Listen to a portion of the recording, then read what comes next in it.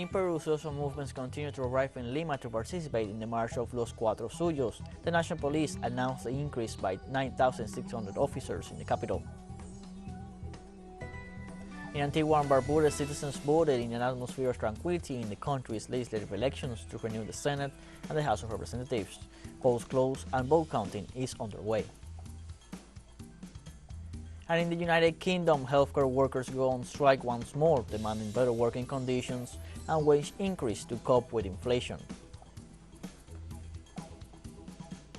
Hello, welcome to From the South. I'm Luis Alberto Matos from the teleSUR studios in Havana, Cuba.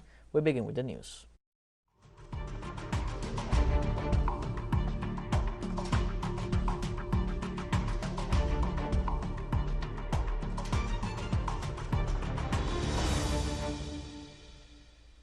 In Peru, the National Police announced that as of this Wednesday, it will increase to 9,600 the number of agents assigned to the capital, Lima.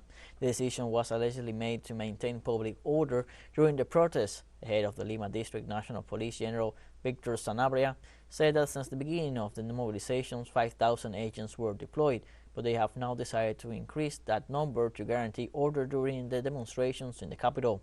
Currently, hundreds of Peruvians from different parts of the country, including students, farmers, and community leaders, are arriving in Lima to take part in the demonstrations against the government of Dina Boluarte.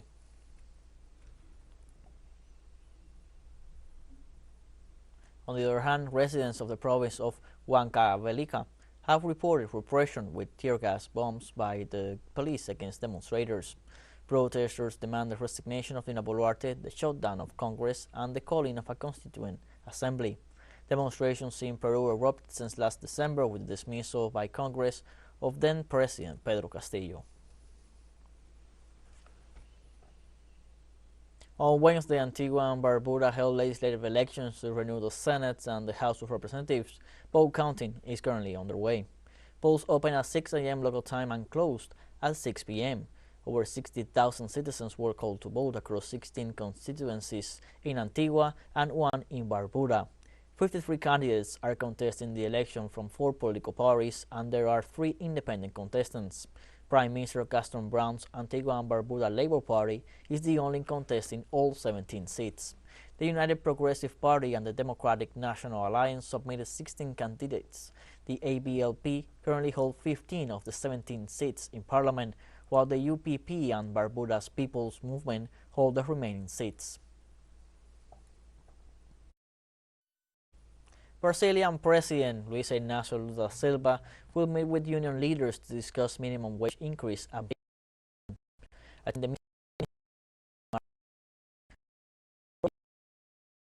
Enrique Lopez. The latter said that the arrival of the progressive administration allows for a more respectful look on the workers who have gone for years without an increase in the minimum monthly wage. Lula and unions are to negotiate an adjustment of the minimum wage from 1,302 reais, which equals $255, to 1,342 reais, or $263. This will represent a 15% increase, thus fulfilling a campaign promise of resumption of a minimum wage correction policy above inflation. On Wednesday, the Chinese government made official its donation of 700 million yuan, around $100 million to Cuba. The donation will support projects of social impact linked to priority sectors of the Cuban economy. Carlos Miguel Pereira, Cuban ambassador in China, informed that he signed the agreement together with Tang Wenhong, Vice President of the Chinese Agency of International Cooperation for Development. The Eastern nation granted the donation during the visit of Cuban President Miguel Díaz-Canel to the country last November, when the parties sealed several agreements in different sectors. According to Pereira, its implementation would also contribute to China's strategic participation in Cuba's economic and social development plans and to the construction of a community of shared destiny for the benefit of both countries and peoples. Cuban Foreign Minister Bruno Rodriguez and his Hungary counterpart Peter Szijjártó held a meeting where they expressed their willingness to develop and strengthen bilateral cooperation ties between the two countries. The head of Cuban diplomacy highlighted the importance of the meeting between President Miguel Díaz-Canel and the Hungarian diplomat, which he described as excellent and substantial. For his part, Sijarto expressed interest in strengthening cooperation links between the countries, particularly in areas such as agriculture, food processing, water management, and higher education. He also stressed that Hungary has always been a strong supporter of cooperation and the development of relations between Cuba and the European Union based on mutual respect. Let's take a short break, but first remember you can follow us on TikTok at the account at teleSUR English, in which you'll be able to see news in different formats, news updates, and much more. Other stories coming up, stay with us.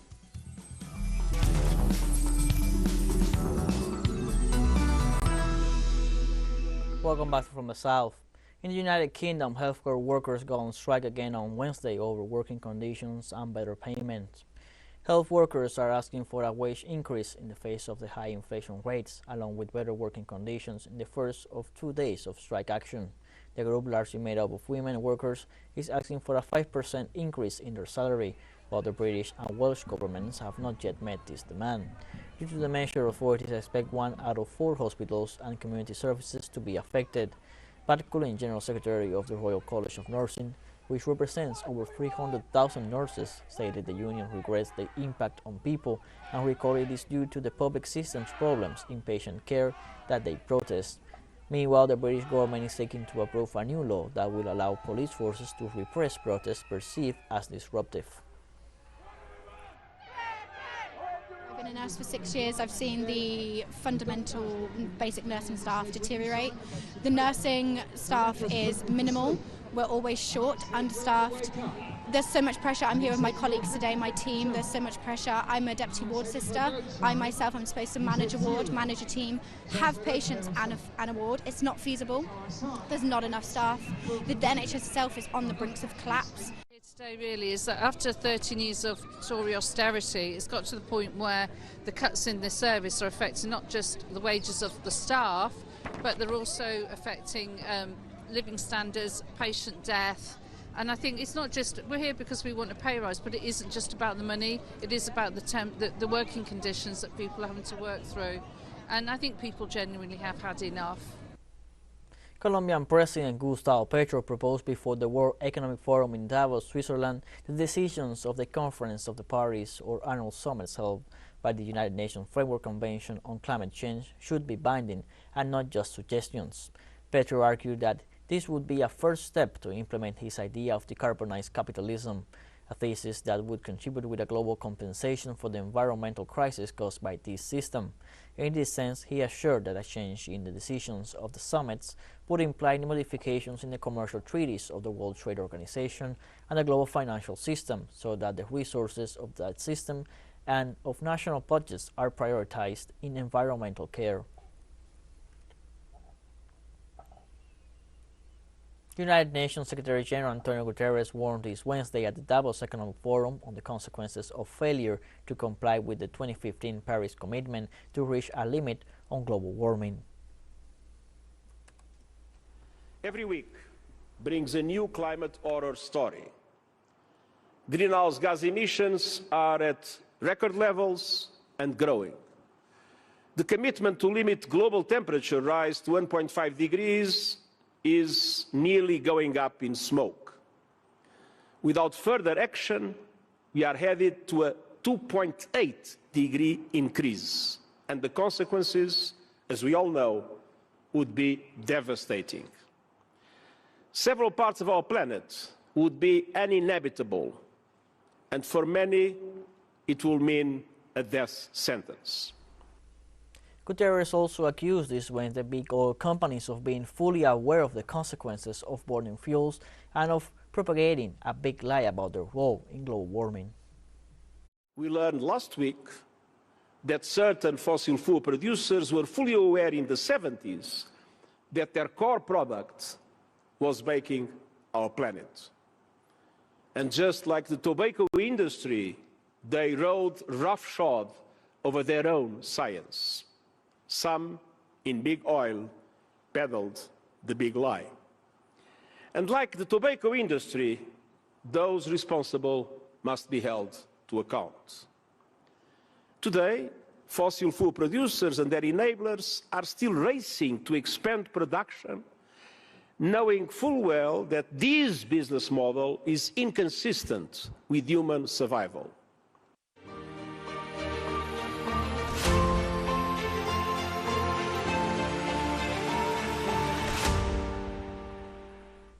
On Wednesday, also, UN Secretary General Antonio Guterres said he foresees no chance for serious peace negotiations between Russia and Ukraine in the near future. Guterres made this sobering statement at the World Economic Forum in Davos, Switzerland. He said the United Nations remains committed to alleviating the suffering of Ukrainians and of the people around the world who are vulnerable to the devastating impact of this conflict on the global economy. He also added the conflict would eventually end, like everything in life, but that the divergent concepts between Russians and Ukrainians regarding whether Russia was, in which nationalities it included, make a serious peace talk a far-fetched possibility.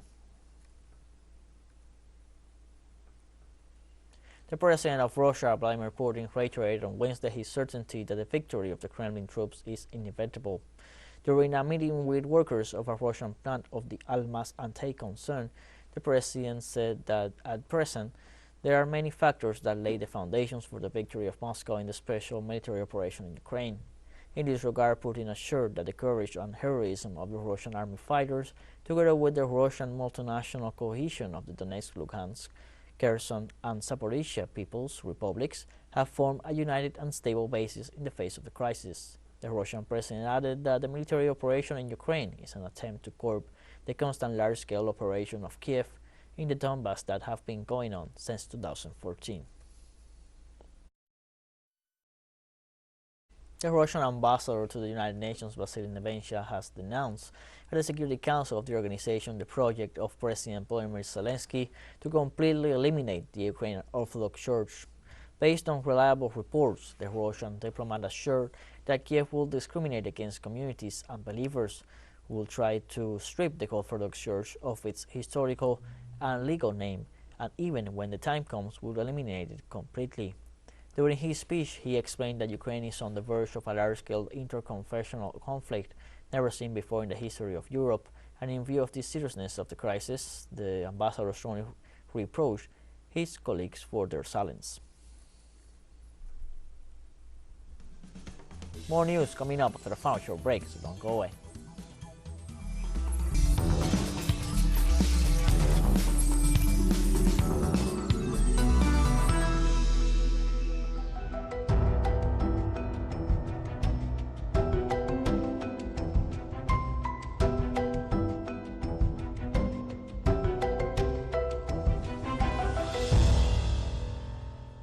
Welcome back from the South. The Minister Committee in Chile finally decides to accept the 12 appeals against the controversial Domingan mining project. The Minister for the Environmental, Maisa Rojas, explained that based on the existing technical reports and the recommendations made by the Office of the Environmental Evaluation Service, the committee accepted the 12 claims against the Dominga port mining scheme. Environmentalists had criticized the open pit mine and poor proposal due to its potential ecological impact on a unique area known for its natural diversity. The plan had been rejected by Michelle Bachelet's administration a decade ago, but the decision was revised after during the government of Sebastián Piñera. Chile's top court had turned down appeals against the project last May, saying the decision needed to be made by President Gabriel Boric' administration. The project had been sold through a company owned by Piñera's children to a close friend of his for $152 million. On Wednesday, the Institute of Home and Environment of the Amazon announced that the Brazilian Amazon suffered the 5th consecutive annual deforestation record in 2022. The new record equals the demolition of almost 3,000 football fields of forest per day. The deforestation in Brazil grew with the government of Jair Bolsonaro accused of not exercising controls over the illegal activities in the Amazon rainforest. Total deforestation in 2022 was over 10,000 square kilometers between January and December. President Luis Inácio Lula da Silva has pledged to achieve zero net deforestation of the Brazilian Amazon by 2030, in contrast to the weakened environmental policies of his predecessor. In Mexico, meteorological authorities warn about the current ongoing third winter storm of the season as people are on alert for low temperatures and other possible risks. According to the National Meteorological Service, the winter storm sweeping northeastern Mexico will cause heavy rains and snowfalls, mainly in the states of Baja California, Chihuahua, and Sonora. The rains could cause rivers and streams to swell, mudslides, and floods, together with sleet or snowfall in the mountains. So people are advised to follow recommendations by civil protection authorities at all times. In Mexico City, temperatures from 1 to 6 degrees Celsius are expected. In Iran, authorities report at least 70 people injured on Wednesday during an earthquake in the northwest part of the country, near the border with Turkey.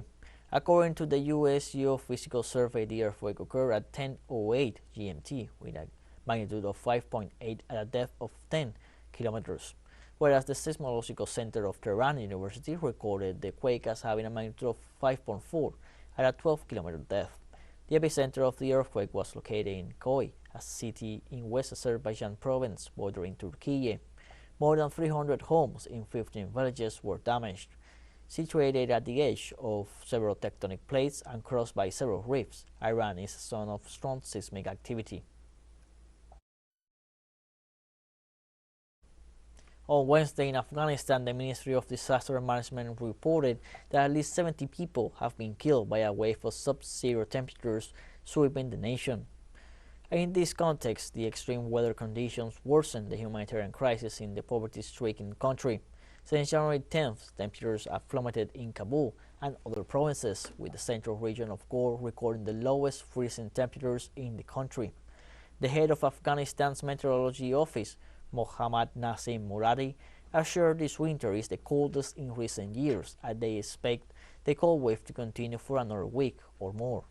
More than half of the country's 38 million people are facing hunger this winter, and nearly 4 million children are suffering from malnutrition, according to aid agencies.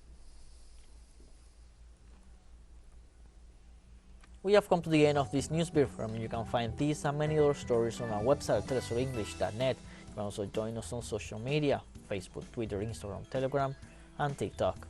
For TeleSUR English, I'm Luis Alberto Matos. Thank you for watching.